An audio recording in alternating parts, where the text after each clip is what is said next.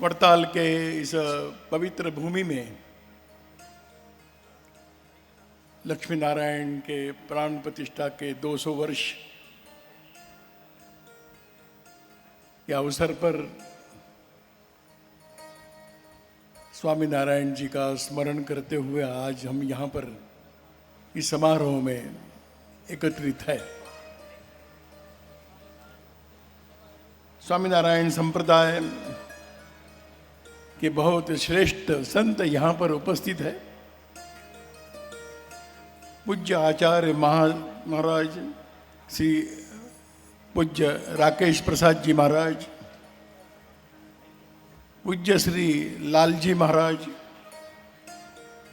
पूज्य कोठारी स्वामी जी वेद प्रकाश दास जी, पूज्य शास्त्री स्वामी संत वल्लभ दास जी महाराज, पूज्य माधव प्रियदास जी और सभी उपस्थित संत गण, संत वृंद और स्वामी नारायण संप्रदाय के इस मार्ग पर चले हुए समस्त धर्म प्रेमी बंधुओं को मेरा नमस्कार।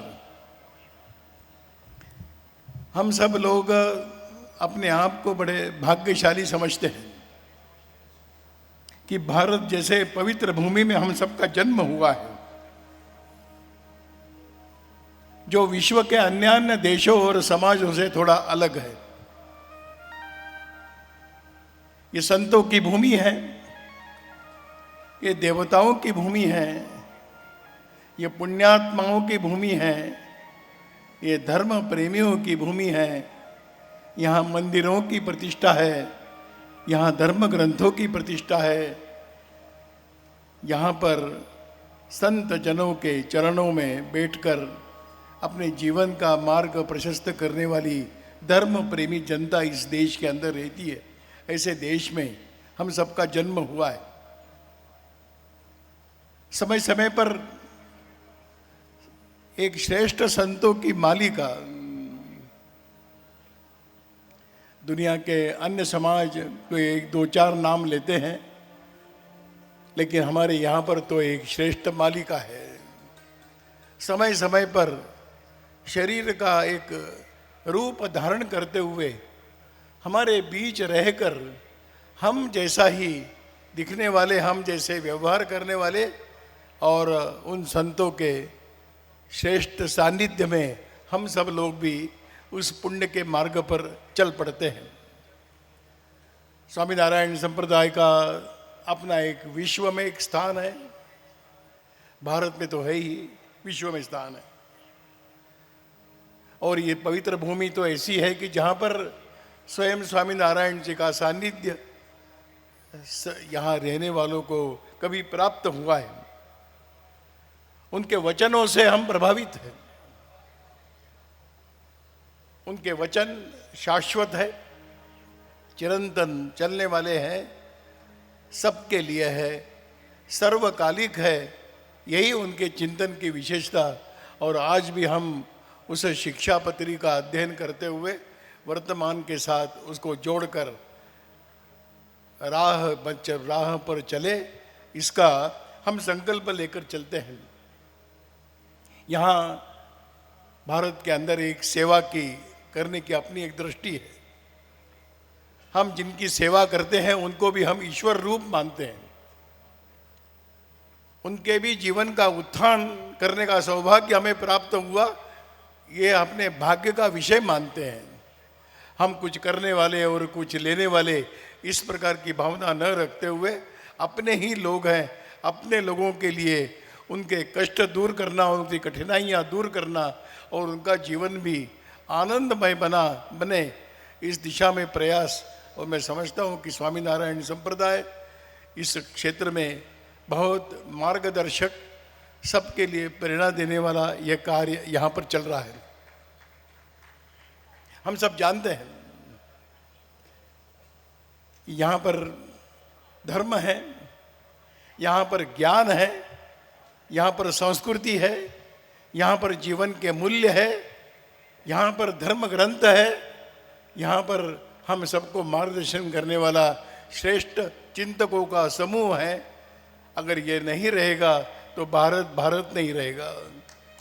अगर भारत को भारत बने रहना है तो इन सब प्रकार के श्रेष्ठ महापुरुषों के मार्गदर्शन पर चलने वाला भारत चाहिए। स्वामी विवेकानंद ने कहा कि हमारा देश का, समाज का जो चिंतन है, उस चिंतन बहुत सशक्त है, बहुत मजबूत है। उसके बारे में कोई संभ्रम रखने का कोई कारण नहीं, उसके बारे में कोई आशंकाएं रखने का कारण नहीं, उसमें बहुत कुछ परिवर्तन करने का भी कारण नहीं।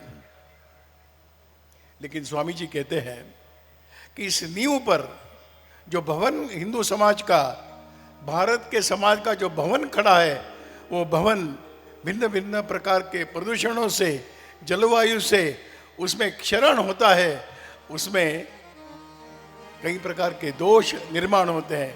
ये समाज नाम का जो बड़ा विशाल भवन है, इस भवन के बारे में सोचने की आवश्यकता रहती है, नींव के बारे में सोचने की आवश्यकता नहीं। स्वामी जी आगे कहते हैं कि अगर भारत में धर्म रहा तो दुनिया में धर्म रहेगा, अगर भारत में ही धर्म समाप्त हुआ तो धर्म बताने वाला दुनिया में और कोई नहीं बचेगा। एक बहुत श्रेष्ठ भूमिका का निर्वहन करने वाला भारत आज दुनिया के सामने, विश्व के सामने उभरने की आवश्यकता है। हमारी छोटी मोटी दोष है, हमारी छोटी मोटी दुर्बलताएं हैं, हमारी कमियां हैं।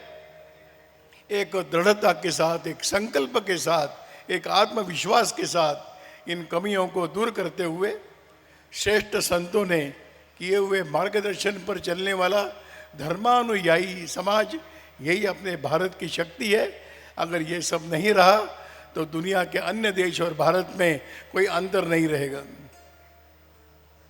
बड़े बड़े भौतिक साधन आ गए, बड़े बड़े वैज्ञानिक हो गए, बड़े बड़े सुख सुविधाओं के साधन निर्माण हुए, उससे देश आनंद में तो रह सकता है पर संतुष्ट नहीं होता।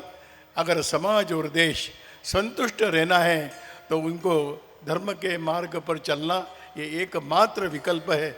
मैं समझता हूँ कि इस प्रकार के आयोजन हम सबको उसकी शक्ति भी देते हैं, ऊर्जा भी देते हैं, और धर्म मार्ग पर कभी हम इधर उधर विचलित होते हैं तो हमारा विचलन भी समाप्त होकर हम इस श्रेष्ठ मार्ग के यात्री बनते हैं।